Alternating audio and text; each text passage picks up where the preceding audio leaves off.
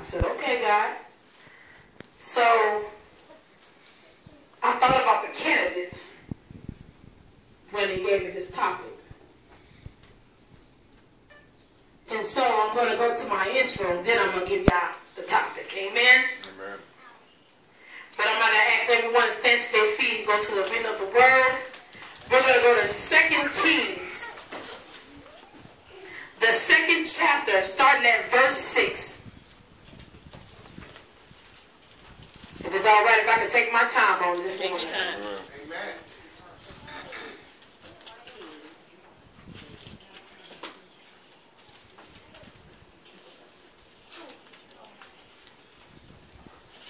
When you have it, say amen. Amen. And it reads as follows. And Elijah said unto him, tarry, I pray thee, here, for the Lord hath sent me to Jordan. And he said, as the Lord liveth, and as thy soul liveth, and I will leave thee. And they two went on. And the 50 of the sons and the prophets went, and they stood to view afar off. And they too stood by Jordan. Come on. Verse number 8. And Elijah took his mantle and wrapped it together and smote and waters, and they were divided hither and thither, and they too went over dry ground. Amen. You may be seated. The message that God gave me on this morning was, everyone is not a candidate to go where God is taking you. Come on, preach. Hallelujah. Elijah and Elisha. Well, let me go ahead and follow prayer. Thank you, Holy Spirit. Father, in Jesus' name, Lord God, we thank you. Lord God, as I decrease, Lord, as you increase in me.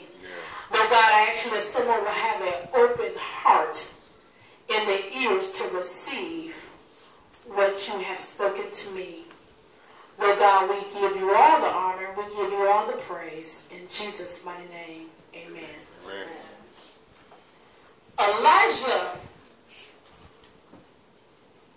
and Elisha had a very unique relationship.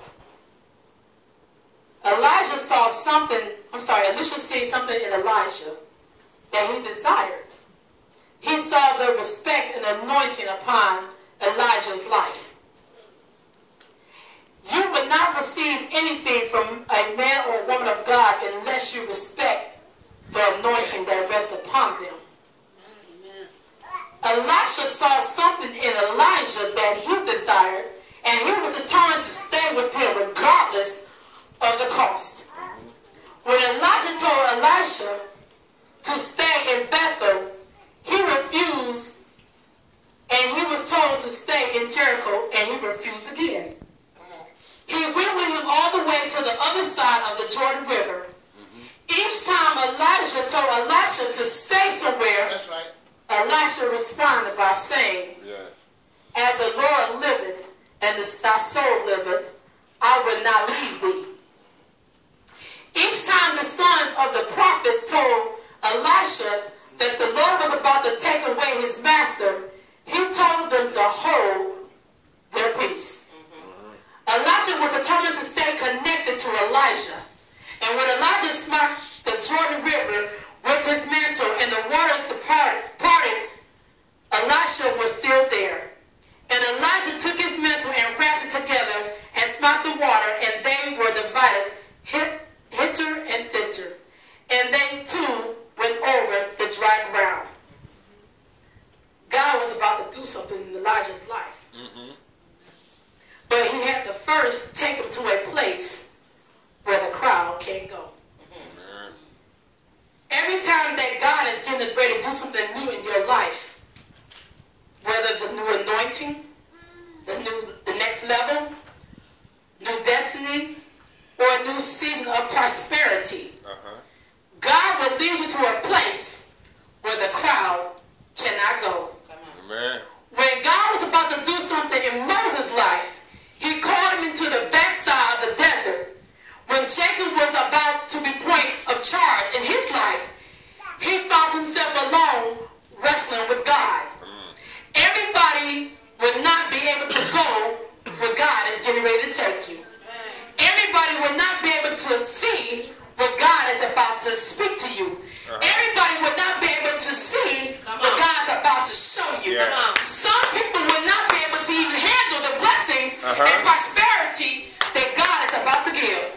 God is taking to a place where the crowd can't follow you. Come on. Pastor, everybody ain't going to understand why God is elevating you. Come on, man. You're going to have to go through something. God never said this walk was going to be easy. Amen. Sure, Evangelist Mullins, he never said this was going to be easy.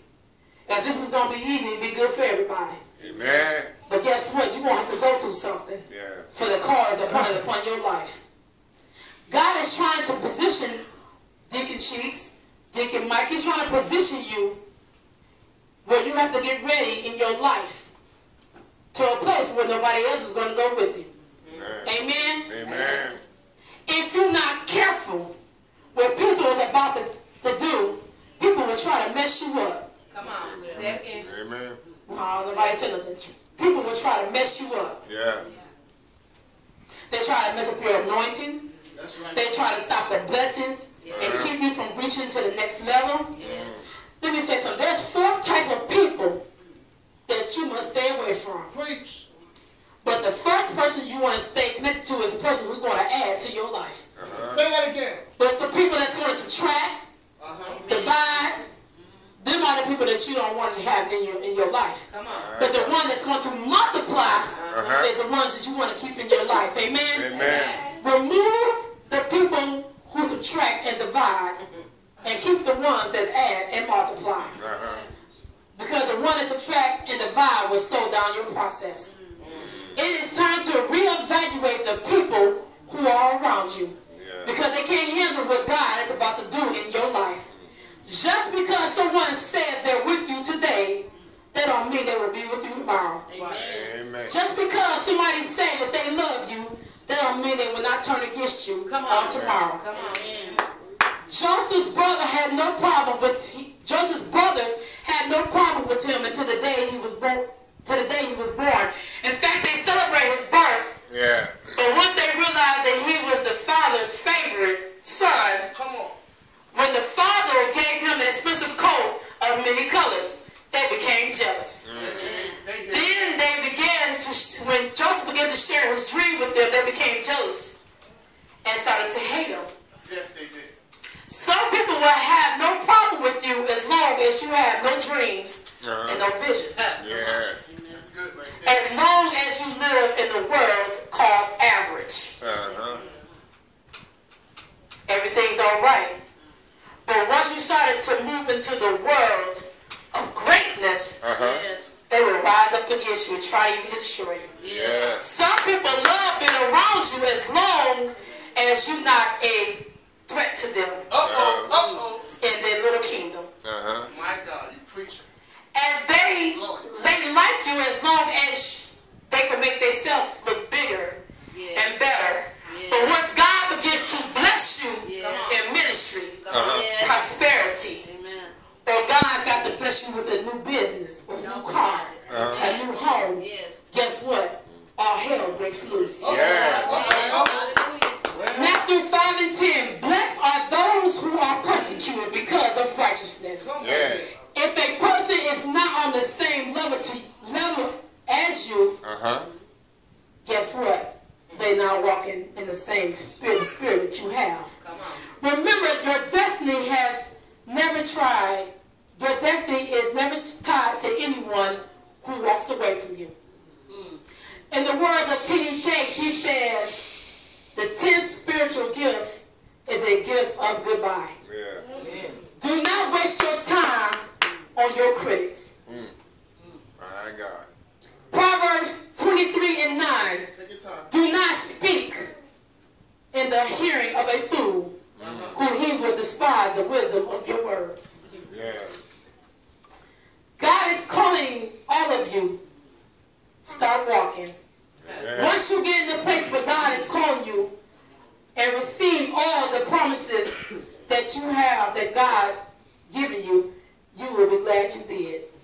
Amen. Remember, everyone can't go where God is getting ready to take you. Amen. Thank you for